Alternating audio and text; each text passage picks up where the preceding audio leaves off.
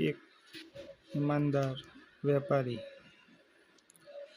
એક ગામમાં રામુ નામનો એક નાનો વેપારી રહેતો હતો.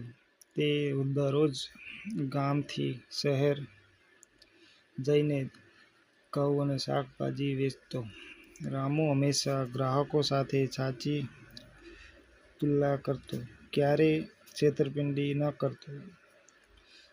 તે એક દિવસ ગામમાં એક અજાણ્યો માણસ આવ્યો અને બોલ્યો, "ભાઈ, હું તને વધુ નફો કરાવીશ.